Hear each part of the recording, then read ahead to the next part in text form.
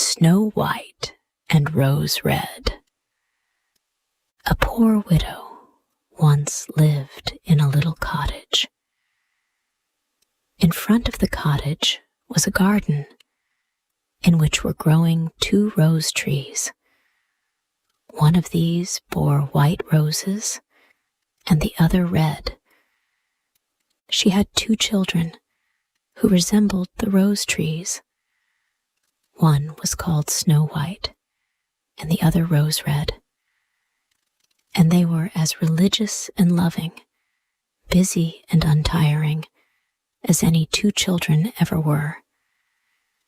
Snow White was more gentle and quieter than her sister, who liked better skipping about the fields, seeking flowers, and catching summer birds, while Snow White stayed at home with her mother, either helping her in her work, or, when that was done, reading aloud. The 2 children had the greatest affection, the one for the other. They were always seen hand in hand, and should Snow White say to her sister, "We will never separate," the other would reply, "Not while we live," the mother adding, "That which one has, let her always share with the other." They constantly ran together in the woods, collecting ripe berries, but not a single animal would have injured them. Quite the reverse. They all felt the greatest esteem for the young creatures. The hare came to eat parsley from their hands. The deer grazed by their side. The stag bounded past them unheeding. The birds, likewise, did not stir from the bough, but sang in complete security. No mischance befell them. If benighted in the wood, they lay down on the moss to repose and sleep till the morning, and their mother was satisfied as to their safety and felt no fear about them. Once, when they had spent the night in the wood and the bright sunrise awoke them, they saw a beautiful child in a snow-white robe, shining like diamonds, sitting close to the spot where they had reposed. She arose when they opened their eyes and looked kindly at them, but said no word, and passed from their sight into the wood. When the children looked around, they saw they had been sleeping on the edge of a precipice, and would surely have fallen over if they had gone forward 2 steps further in the darkness. Their mother said the beautiful child must have been the angel who keeps watch over good children. Snow White and Rose Red kept their mother's cottage so clean that it gave pleasure only to look in. In summertime, Rose Red attended to the house, and every morning, before her mother awoke, placed by her bed a bouquet which had in it a rose from each of the rose trees. In winter-time, Snow White set light to the fire and put on the kettle, after polishing it until it was like gold for brightness. In the evening, when snow was falling, her mother would bid her bolt the door,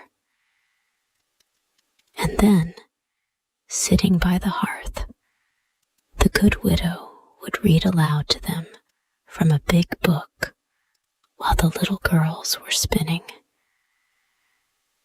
Close by them lay a lamb, and a white pigeon with its head tucked under its wing was on a perch behind. One evening, as they were all sitting cozily together like this, there was a knock at the door, as if someone wished to come in. "Make haste, Rose Red," said her mother. "Open the door. It is surely some traveler seeking shelter." Rose Red accordingly pulled back the bolt, expecting to see some poor man. But it was nothing of the kind. It was a bear that thrust his big black head in at the open door. Rose Red cried out and sprang back. The lamb bleated, the dove fluttered her wings, and Snow White hid herself behind her mother's bed. The bear began speaking and said, "Do not be afraid.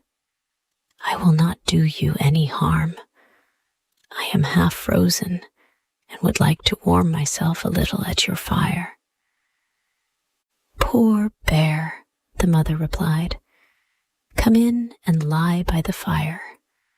Only be careful that your hair is not burnt." Then she called Snow White and Rose Red, telling them that the bear was kind and would not harm them. They came as she bade them, and presently the lamb and the dove drew near also without fear. "Children," begged the bear, "knock some of the snow off my coat." So they brought the broom and brushed the bear's coat quite clean. After that, he stretched himself out in front of the fire and pleased himself by growling a little, only to show that he was happy and comfortable. Before long, they were all quite good friends, and the children began to play with their unlooked-for visitor, pulling his thick fur, or placing their feet on his back, or rolling him over and over. Then they took a slender hazel twig, using it upon his thick coat, and they laughed when he growled. The bear permitted them to amuse themselves in this way, only occasionally calling out, when it went a little too far, "Children, spare me an inch of life." When it was night, and all were making ready to go to bed, the widow told the bear, "You may stay here and lie by the hearth if you like, so that you will be sheltered from the cold and from the bad weather." The offer was accepted, but when morning came, as the day broke in the east, the two children led him out, and over the snow he went back into the wood. After this, every evening at the same time the bear came, lay by the fire, and allowed the children to play with him. So they became quite fond of their curious playmate, and the door was not ever bolted in the evening until he had appeared. When springtime came, and all around began to look green and bright, one morning the bear said to Snow White, "Now I must leave you, and all the summer long I shall not be able to come back." "Where, then, are you going, dear bear?" asked Snow White. "I have to go to the woods to protect my treasure from the bad dwarfs. In winter time, when the earth is frozen hard, they must remain underground and cannot make their way through. But now that the sunshine has thawed the earth, they can come to the surface, and whatever gets into their hands or is brought to their caves seldom, if ever, again sees daylight. Snow White was very sad when she said goodbye to the good-natured beast and unfastened the door that he might go. But in going out, he was caught by a hook in the lintel and a scrap of his fur being torn. Snow White thought there was something shining like gold through the rent, but he went out so quickly that she could not feel certain what it was, and soon he was hidden among the trees. One day, the mother sent her children into the wood to pick up sticks. They found a big tree lying on the ground. It had been felled, and towards the roots they noticed something skipping and springing, which they could not make out, as it was sometimes hidden in the grasses. As they came nearer, they could see it was a dwarf with a shriveled-up face and a snow-white beard, an ell long. The beard was fixed in a gash in the tree trunk, and the tiny fellow was hopping to and fro, like a dog at the end of a string. But he could not manage to free himself. He stared at the children with his red, fiery eyes and called out, "Why are you standing there? Can't you come and try to help me?" "What were you doing, little fellow?" inquired Rose Red. "Stupid, inquisitive goose," replied the dwarf. "I meant to split the trunk so that I could chop it up for kitchen sticks. Big logs would burn up the small quantity of food we cook, for people like us do not consume great heaps of food, as you heavy, greedy folk do. The billhook I had driven in, and soon I should have done what I required. But the tool suddenly sprang from the cleft, which so quickly shut up again that it caught my handsome white beard. And here I must stop, for I cannot set myself free.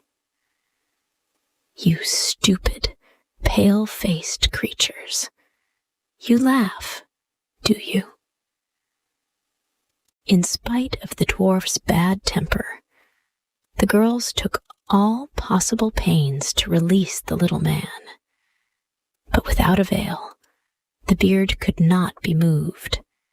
It was wedged too tightly. "I will run and get someone else," said Rose Red. "Idiot!" cried the dwarf. "Who would go and get more people? Already there are too many. Can't you think of something better?" "Don't be so impatient," said Snow White. "I will try to think." She clapped her hands as if she had discovered a remedy, took out her scissors, and in a moment set the dwarf free by cutting off the end of his beard. Immediately, the dwarf felt that he was free. He seized a sack full of gold that was hidden amongst the tree's roots, and lifting it up, grumbled out, "Clumsy creatures, to cut off a bit of my beautiful beard, of which I am so proud. I leave the cuckoos to pay you for what you did." Saying this, he swung the sack across his shoulder and went off, without even casting a glance at the children. Not long afterwards, the two sisters went to angle in the brook, meaning to catch fish for dinner. As they were drawing near the water, they perceived something, looking like a large grasshopper, springing towards the stream, as if it were going in. They hurried up to see what it might be, and found that it was the dwarf. "Where are you going?" said Rose Red. "Surely you will not jump into the water." "I'm not such a simpleton as that," yelled the little man. "Don't you see that a wretch of a fish is pulling me in?" The dwarf had been sitting angling from the side of the stream when, by ill luck, the wind had entangled his beard in his line, and just afterwards, a big fish taking the bait, the unamiable little fellow had not sufficient strength to pull it out. So the fish had the advantage and was dragging the dwarf after it. Certainly, he caught at every stalk and spray near him, but that did not assist him greatly. He was forced to follow all the twistings of the fish, and was perpetually in danger of being drawn into the brook. The girls arrived just in time. They caught hold of him firmly and endeavored to untwist his beard from the line, but in vain. They were too tightly entangled. There was nothing left but again to make use of the scissors. So they were taken out, and the tangled portion was cut off. When the dwarf noticed what they were about, he exclaimed in a great rage, "Is this how you damage my beard? Not content with making it shorter before, you are now making it still smaller and completely spoiling it. I shall not ever dare show my face to my friends. I wish you had missed your way before you took this road." Then he fetched a sack of pearls that lay among the rushes, and not saying another word, hobbled off and disappeared behind a large stone. Soon after this, it chanced that the poor widow sent her children to the town to purchase cotton, needles, ribbon, and tape. The way to the town ran over a common, on which, in every direction, large masses of rocks were scattered about. The children's attention was soon attracted to a big bird that hovered in the air. They remarked that, after circling slowly for a time, and gradually getting nearer to the ground, it all of a sudden pounced down amongst a mass of rock. Instantly, a heart-rending cry reached their ears, and running quickly to the place, they saw, with horror, that the eagle had seized their former acquaintance, the dwarf, and was just about to carry him off. The kind children did not hesitate for an instant. They took a firm hold of the little man, and strove so stoutly with the eagle for possession of his contemplated prey, that, after much rough treatment on both sides, the dwarf was left in the hands of his brave little friends, and the eagle took to flight. As soon as the little man had in some measure recovered from his alarm, his small, squeaky, cracked voice was heard saying, "Couldn't you have held me more gently? See my little coat. You have rent and damaged it in a fine manner, you clumsy, officious things." Then he picked up a sack of jewels and slipped out of sight behind a piece of rock. The maidens, by this time, were quite used to his ungrateful, ungracious ways, so they took no notice of it, went on their way, made their purchases, and then were ready to return to their happy home. On their way back, suddenly, once more, they ran across their dwarf friend. Upon a clear space, he had turned out his sack of jewels so that he could count and admire them, for he had not imagined that anybody would at so late an hour be coming across the common.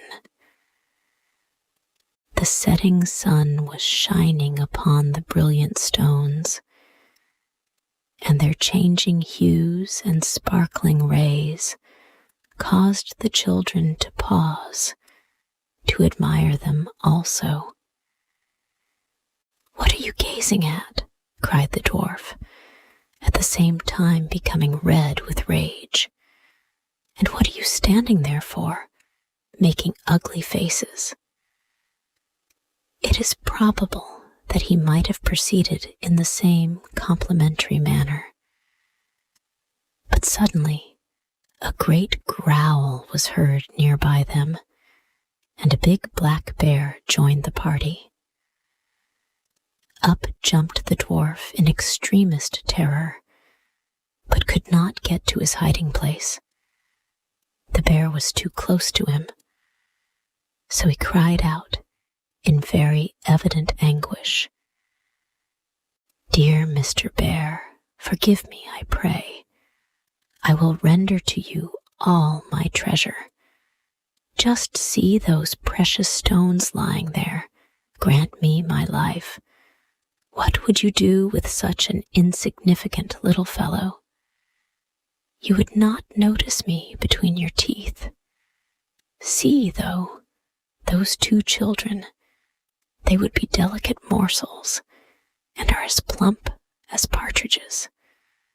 I beg of you to take them, good Mr. Bear, and let me go." But the bear would not be moved by his speeches.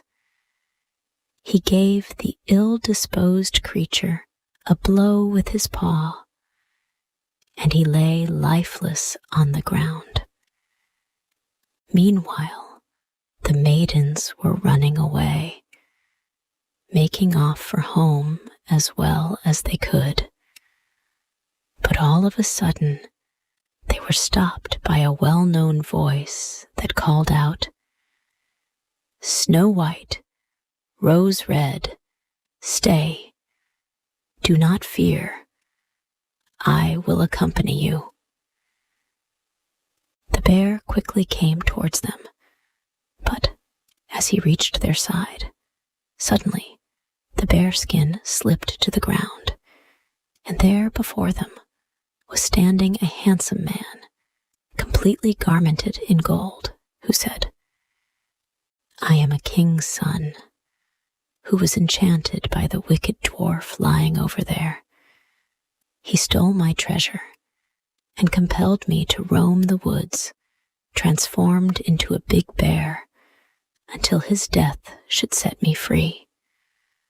Therefore, he has only received a well-deserved punishment." Some time afterwards, Snow White married the prince, and Rose Red his brother. They shared between them the enormous treasure which the dwarf had collected in his cave. The old mother spent many happy years with her children,